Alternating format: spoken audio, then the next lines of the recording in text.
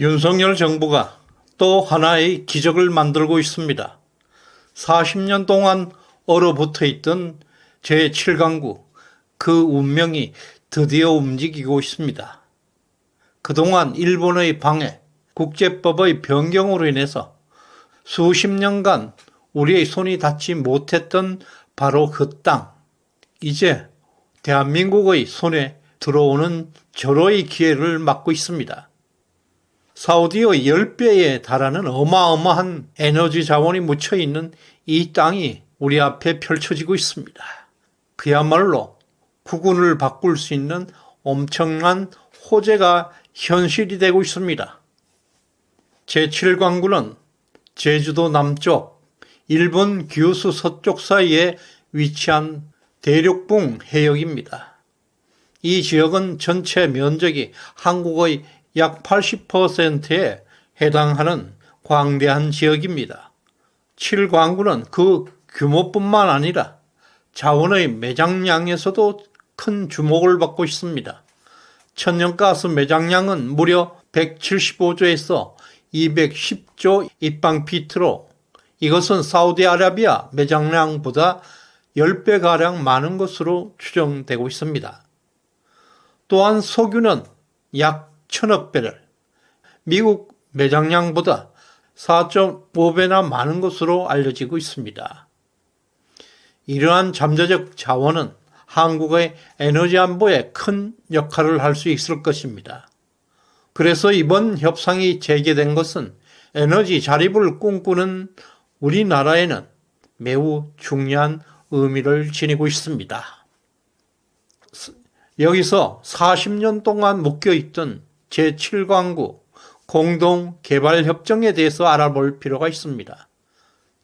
1974년 당시 한국과 일본은 대륙붕 해역의 자원을 공동개발하기 위한 한일 대륙붕 공동개발협정을 체결했습니다. 양국이 50년 동안 이 지역을 공동으로 개발할 것을 골자로 있습니다. 1978년 6월에 발효되어서 2028년 6월 22일까지 유효합니다.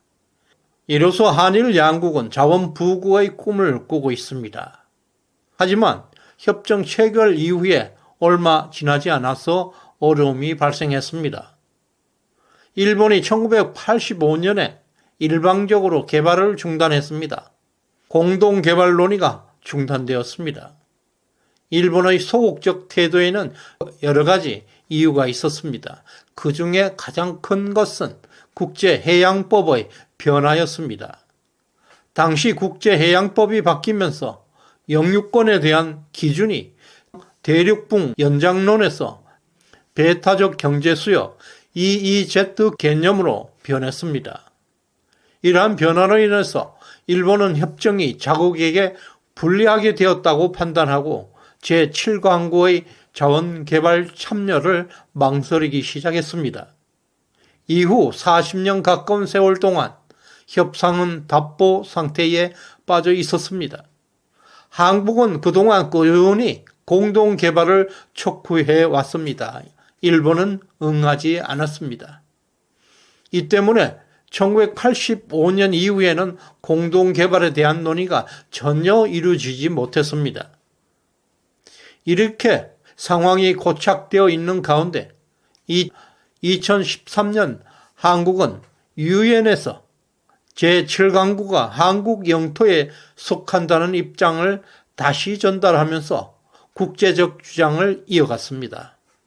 그러나 실질적인 협상은 전혀 이루어지지 않고 있었습니다.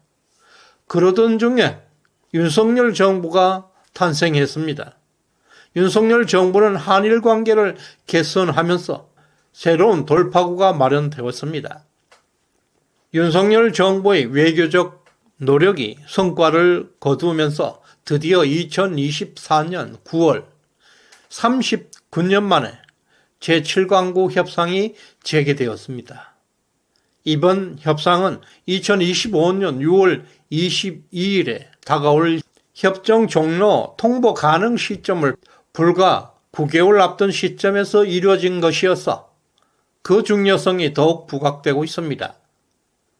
외교부는 이 협상이 성공적으로 진행된다면 제7강구 개발에 있어서 우리의 국익을 지킬 수 있는 중요한 전환점이 될 것이라고 강조하고 있습니다.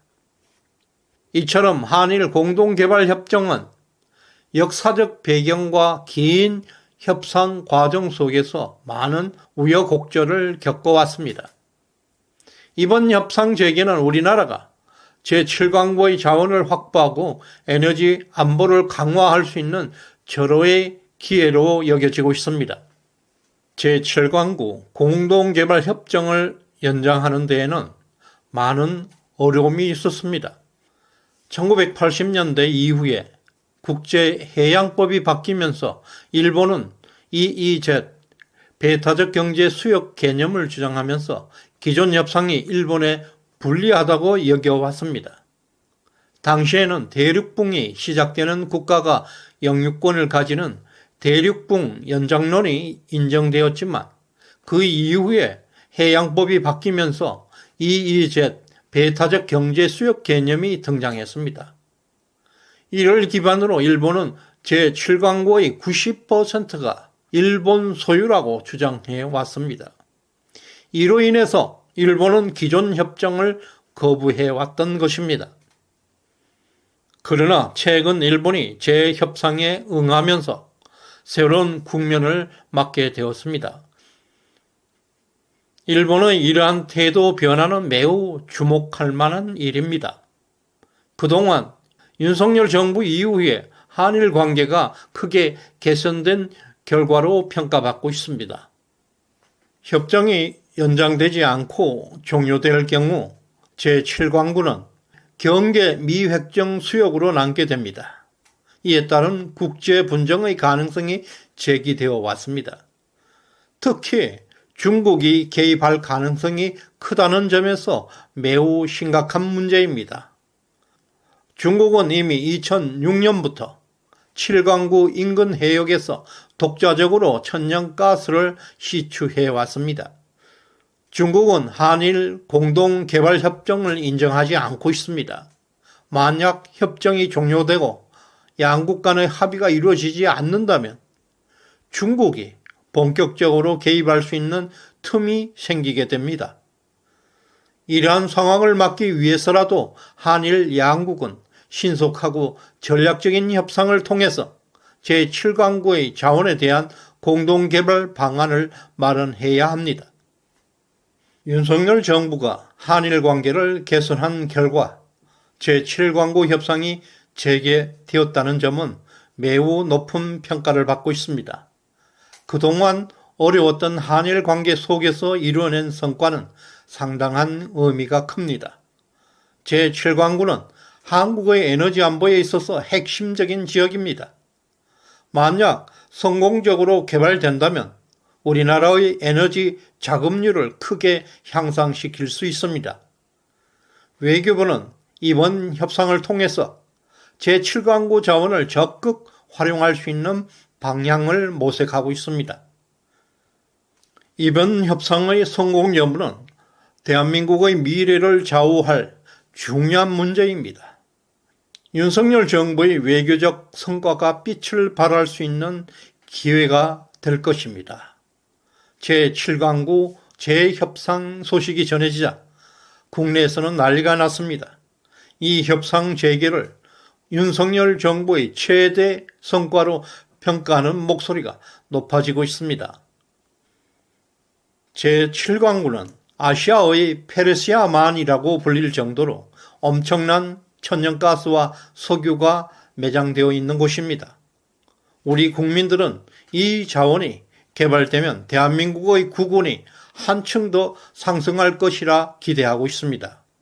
특히 사우디의 10배에 달하는 석유 매장량이라는 점은 대한민국의 자부심을 자극하고 있습니다. 일본과 협력을 통해서 이 엄청난 자원을 우리 것으로 만들 수만 있다면 대한민국은 에너지 강국으로 도약할 수 있을 것입니다. 또한 많은 전문가들은 일본과 협력해서 중국의 개입을 막는 것이 매우 중요하다는 점을 강조하고 있는데요. 한 네티즌은 윤석열 정부가 아니었다면 이런 협상은 꿈도 꾸지 못했을 일이라면서 이번 재협상에서 윤석열 정부에게 큰 의미를 부여하고 있습니다. 또 다른 네티즌들은 뭉쳐야 산다, 욕심만 부리다가는 중국에게 모든 것을 빼앗긴다고 말하면서 한일 간의 협력의 중요성을 강조하고 있습니다. 국민들은 이번 협상으로 대한민국이 부흥하고 에너지 독립의 꿈을 이루기를 간절히 기대하고 있습니다. 시대정신연구소는 여러분의 성원으로 성장할 수가 있습니다. 좋아요, 구독 꼭 눌러주시길 바랍니다. 감사합니다.